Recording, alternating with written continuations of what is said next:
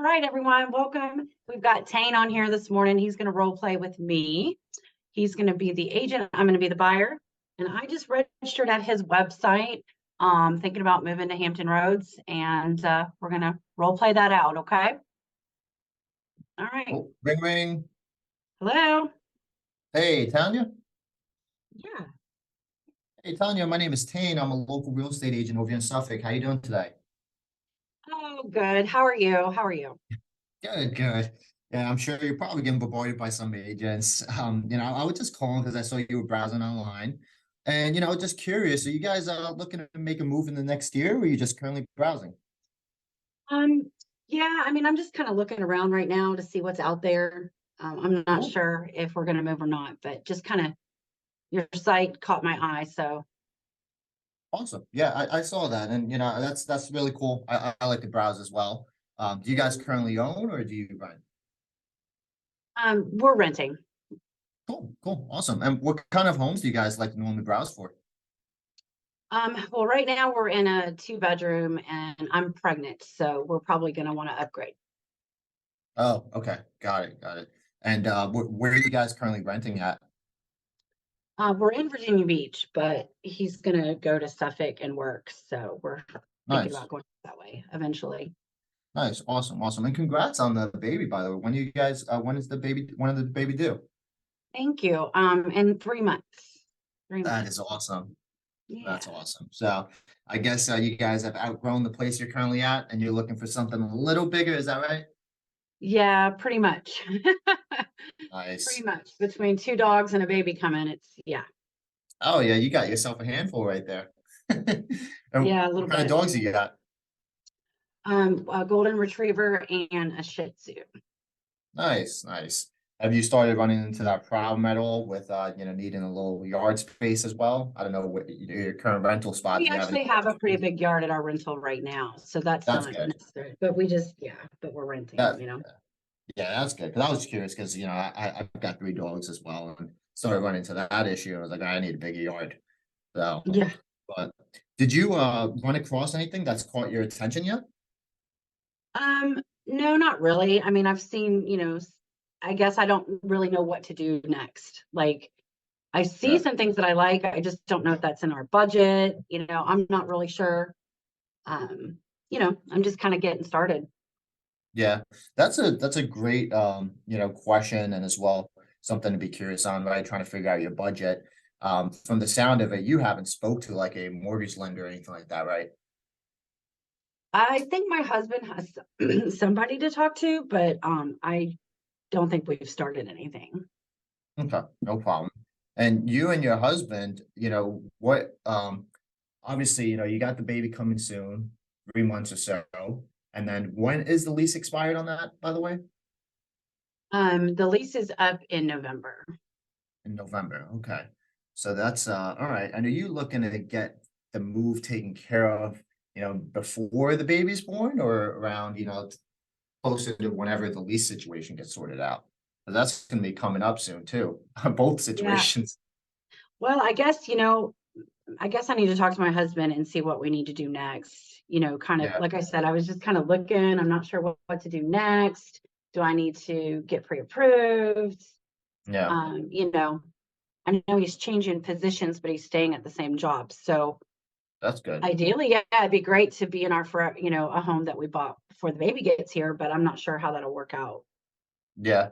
Yeah, getting pre-approved is definitely one of the things you'll want to do first. And just out of curiosity, Tanya, since you're at the beginning stage, do you know if have you guys discussed at all like certain price points you've been looking at? Obviously we don't have an idea of a budget yet, but I know a lot of people start browsing, sooner than later. You mean like how much do we want to spend a month on our mortgage? Yeah, or just the homes that's caught your attention, right? If you've noticed like a certain price point at all. Like that's something that I can help you figure out as well. I mean, yeah, I mean, some of the 3 bedrooms, around 350, 400,000 sounds good, but I'm not sure if that'll stay in our budget. I don't want to spend any more than 1,800 a month if preferred. Got it. Okay. And what does your husband do for work, by the way? Is he in the military at all or? Yes, he's military. He's military? Okay, awesome. So Mhm. is this the first time you guys are buying from the sound of it? Yeah. Awesome, awesome. So you haven't used the VA loan yet. So that's phenomenal. I'm No, also military as well. What branch is he in? he's Navy. Awesome, awesome. I was in the Marine Corps. So that's Okay. phenomenal. How long has he been in? 4 years. Oh, Four that's years. cool. Yeah. Awesome. My dad was Yeah. a Marine. Nice, nice. That's cool. Yeah, I did my 4 years and got out. That's Yeah. super exciting for you guys. Is that what brought you guys to this area originally? Yes. That's Yes. cool. Yeah, I ended up discovering this area through the Marine Corps, ended up staying as well. So that's really cool. So why don't we do this, Tanya? Because you're at the beginning stage right now. What we need to do is get you in touch with my mortgage broker. I know you mentioned your husband might be in communications with one already, but at the end of the day, I do think it's wise to at least explore options because at least when I bought, I didn't know anything better than Navy Federal. And unfortunately, there was a lot of better options out there aside Navy Federal. And I don't know if that's who you might be chatting with, but I'd love to get you in touch with my mortgage broker so you guys can compare. And in most cases, I've seen him save tens of $1,000s through the life of the loan for majority of the past clients that I've worked with. Do you have a good, time when my mortgage broker can give you a call back? Well, he works till 4, so Oh, anytime in the evening is fine. okay, sounds good. And Uh, then the email address I have for you, Tanya, the way you register through the website is Tanya1992@yahoo.com. Is that right? yes. Awesome. And what's your husband's name? Oh, his name is Bob. Bob. Okay, awesome. And then what I'll do as well, I'll open up a group chat with us. So this way you can kind of see, yeah, so this way he can know who you're chatting with as well. Do you have a good phone number for him? Yeah, I don't know by heart. Hold on. You It's got it. 757-737-1866. All right, perfect. And do you have a good email address for him as well? Yeah, it's the same as mine except for 19 instead of Okay, 18. got it. Got it. Perfect. All right. So what I'm going to do, I'm going to pass your info over to my mortgage broker. It's the Ferguson team. So you'll have either Mary Lee or Daniel giving you a call back. And then we'll just want to go through the qualification aspects to figure out exactly what our budget is. And then from there, we'll start your home search. And then, whichever comes first before, if we find the property before the baby arrives, phenomenal. But if not, we'll get it done before your lease comes in then at least. Does that sound fair? Yeah, yeah, that sounds great. I'll let you talk Awesome. to my Any husband questions and for y'all me? can take over. Sounds No, good. no, I guess we'll go with that. Cool. Sounds good, Tanya. Hope you have a great rest of the day.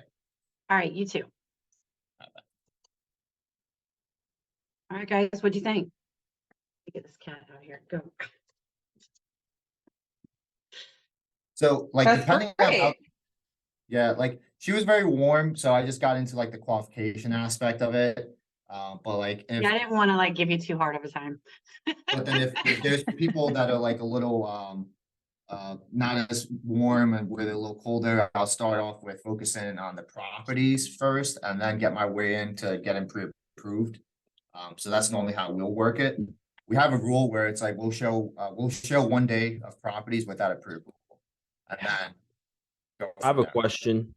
Yeah, So when you talk to a new potential client, when do you make that transition before like, or if you show houses first to making sure they can get pre-approved or working on that?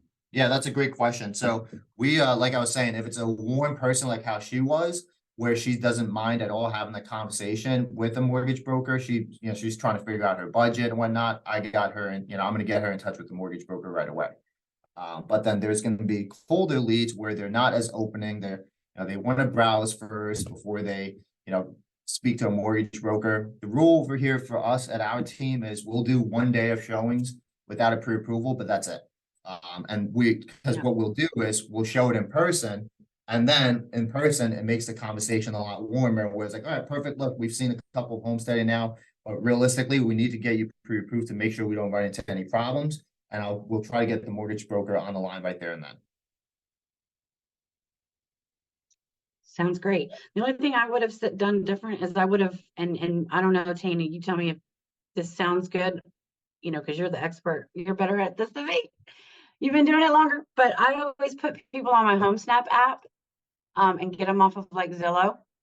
And then Yeah, I say, let's find your buying power instead of your pre-approval, or let's find out what you're comfortable spending monthly. yeah, What do you that's a think good about one. that? Yeah, Yeah. that's a good one too. Um, Yeah, it's really yeah, there's so many ways that you can go about it. You know, Right. like we had one the other day that turned into more of a monthly actually, yeah, this past weekend, a monthly monthly payment conversation. She was more comfortable with $1,500 a month. And that's essentially what turned into, okay, perfect. We'll get you, we got my mortgage broker out on the line right there and then. So, Right. yeah, yeah, that's a good way too. Any other questions? Yeah, no, Anybody I had else a have any? question not related to like the buyer agent role play, but from CMA, from a market analysis to setting the appointment. How do you go about Yep. that? Yeah, that's a great question, Justin. So are you, what, it depends on like the lead source, in my opinion, like, is it, For example, yeah, I can give you a better example. Say someone does want to know how much their home's worth. I run a CMA, they yeah, check it out. I usually give them a call. I'm like, hey, what was it? Hope you had time to look at the market analysis I sent you over. Do it's not I usually say it's not super accurate because I haven't seen the home in person. Is there a time this week I'll be in the area for me to come check it out so we can get a better figure on that? yeah, How would that's, you go about so, that? so the reason why I say, it depends on the lead source, Justin, you're late. Depends on the lead source because, where they're at in their pipeline stage. So like if it's like a expired or FISBO, right? Like the Right, CMA conversations are a little different where like if I've been following up with them a little bit and it's like, hey, why don't we get together and I'll share with you some new information on how we can help you get the home sold. And from there you can right. decide, like I'll go for the closer there. But if it's a circle prospect, in which I believe you're probably talking about, Yeah. okay, so is there any motivation behind it, or they're just curious on how much it could sell for, and they'll make the move if the numbers made sense? Yeah, that the latter. Okay, got it. So yeah, if that's the case, you're doing the right thing. You just send over the market analysis, and it's a more of a numbers game. So you send out, like you're gonna, let's just say hypothetically speaking, you talk to 10 people that's interested in how much their home is worth, and they'll make the move if the numbers made sense. Like Right, you send out 10 market analysis, you probably run into one person, right? But you can't bank on, if you're sending out 3 market analysis, you can't bank on all 3 of them turning into like any sort of appointment. So right, in that scenario, Justin, there's only so many things that you can say to turn it into an appointment. What you're saying is proper, where you essentially send it over. And if the numbers made sense, then they'll obviously want to set up the appointment. How I transition to more is like, obviously, I haven't seen the property in person yet, but if these numbers are enticing to you and you want to make that move, I'd love to go, I'd love to come over and preview the property to get you a more accurate number. okay, So you're turning into a preview appointment similar to, FISBO. right. And then on that preview appointment, I'm just curious, do you bring all the paperwork, everything like that, like it's a listing presentation, or because I know going from that, usually that's pretty So, intense sometimes if they're just trying to figure out. so, so this is where someone's about to say something. All right, so it depends. Like, so I'll actually do a pre-qualification. When I was at your stage where I had more time, I was just going on these preview appointments and I would bring market analysis. And then from there, you kind of have to be like a chameleon trying to, like, if you're on the spot, and then this is where you have to do a little digging in regards to the motivation, because Right, if there is no motivation there, like there needs to be like someone just doesn't sell a house for no reason, right? Even if it's yeah, like an absentee lead. So like yeah, if there's motivation there, then I dig more into the motivation and try to figure out if it makes sense at all for them to sell right there and then. okay, If there is not, then you got to do a little more digging on the motivation end. So like nowadays, what I'm doing is I'm doing more pre-qualification where I'm not scared that this might not turn into anything, because I've seen the power where someone goes into my database 3 years ago and then they turn into a listing they turn into a sale 3 years later. right, So I've seen it. So that's where I'm not too worried about it. So I'll start asking the qualification questions like, hey, Justin, obviously before I come out there, I want to make sure it actually makes sense for us to, actually meet at the time being. If the numbers make sense, would you actually consider selling today? Like, is there, and they'll say yes or no. If they're honest, they'll say, no, it really depends. Okay, well, what got you actually thinking about making the sale outside of the numbers? And then that's right, where, if it's a landlord, they'll start digging into more of the motivation. majority of the absentee leads, their pain is they went through tenants that either messed up the property or, either having to deal with the vacancy, the turnovers, right? So that's Right. where, but if it's a random circle prospecting homeowner, you really got to dig deep into the motivation. Otherwise, getting the face-to-face when you've got time doesn't hurt either, because the way you need to look at it is NAR reports that 77% of homeowners go with the first agent that they meet in person. So Right. what that means is you try to get face-to-face with them, build really good rapport, and then you've got 77% chance. Now you really only got another, 23% chance to fuck up. Right. That's really, so just go there in person. Go there in person. You got now 77% chance, build really good rapport, provide value, right? That's where if you go in with the mindset of not pushing them to sell, they will be able to build rapport with you over time. And then when they are ready to sell, they'll even reach out to you. So Right. does that answer your question, Justin? Yeah, no, 100%. One last question. But so say you have somebody you're cold calling, they're like, yeah, my house, for example, maybe like an expired or something or withdrawn. Yeah, my house is for sale, but I'm not listing my house. The for sale by owner? No. Expired. Like I've ran into expireds or withdrawns or yeah, mainly expireds or withdrawns. They're like, yeah, no, Okay. it's still for sale, same price, just not listing it with an agent. Okay, got it. And did you ask them the question already of like why they're, what got them thinking about moving originally? Yeah. They're yeah, so I got their motivation. One was like a vacant, but both of them were actually vacant. They want to get rid of it, but they refuse to go with a listing agent. Okay, got it. Any specific reason, Justin, on why why you don't want to work with the listing agent? Yeah, no, I mean we just had a bad experience. They didn't really do much for us. They were Got it. pretty out of communication. I mean, they didn't even get the household. So Yeah, I'm sorry to hear that, Justin. And quite honestly, it's a really tough industry where unfortunately the barrier to entry is quite low. So you will run into situations like that where fortunately they don't do much, right? But I mean, would you at least agree, Justin, like not all realtors are probably the same? I mean, there's like 9,000 of us here in Hampton Roads, and everybody's, if all realtors were the same, every house would sell as well. Am I right? yeah, right.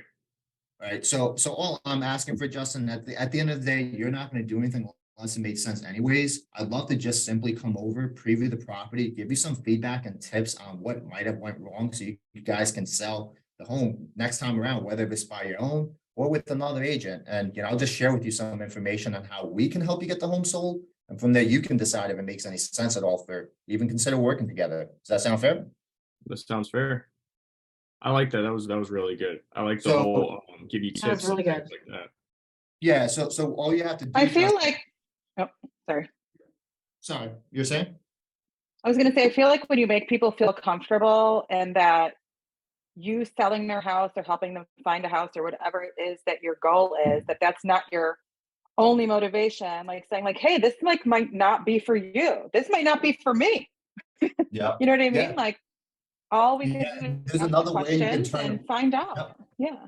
Yeah, so Justin, like there's another way you can turn it into that too.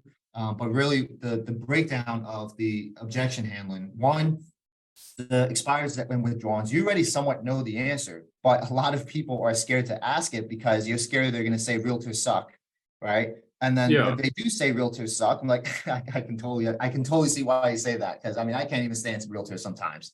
So just laugh it off. Realistically, I can't stand some certain realtors sometimes. So it's all Yeah. good, right? Like, so just laugh it off. And then from there, move into the next part of the objection where you just simply asking them like what it is, right? That's people are scared about asking it because of that specific reason. Like they're scared of like them saying something bad about real estate agents that they don't know how to Yeah. overcome it, right? And after that, and you can how I transitioned it is, hey, Justin, I can completely understand the fact that, the last realtor didn't sell. And I want them to also acknowledge, I ask them a question, like, would you at least agree that not all real estate agents are the same? There's about 9,000 of us, right? So if Right. everyone was the same, every home would sell. Am I right? Get Right. them to acknowledge there. And then from there, why don't we do this, Justin? At the end of the day, you're not going to do anything unless it makes sense anyways. and then I set for the appointment. The other way that you can approach it is, Justin, why don't we do this? And at the end of the day, you're going to do what makes the most sense for you moving forward anyways. I don't know if we'll even be a good fit for each other. All right. But Right. all I want to do is come out, preview the property, right? So this way, you're leveling the playing field where it's like, hey, we might not be a good fit, and it's completely Yeah, you're okay. you're making it, giving them the option, making it seem like you're interviewing them instead of. Yeah, but it's more of like, hey, it's completely okay if we're not a good fit. Like, Yeah.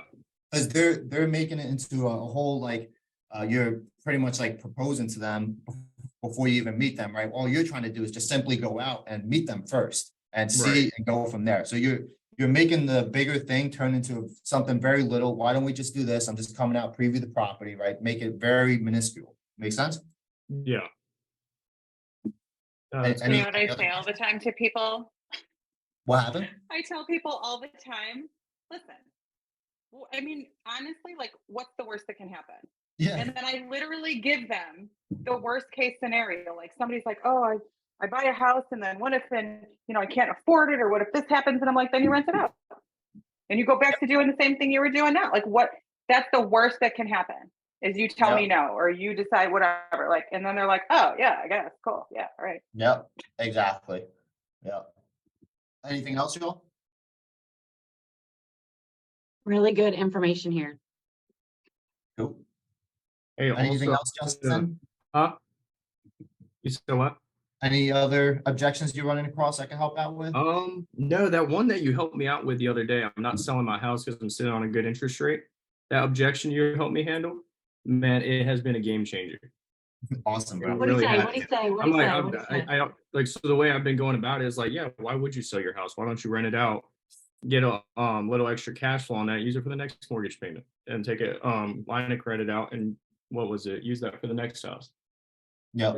So the objection he's been running across is people don't want to sell because of the interest rate, but they do want to actually make a move, whether it's to upgrade or downsize, right?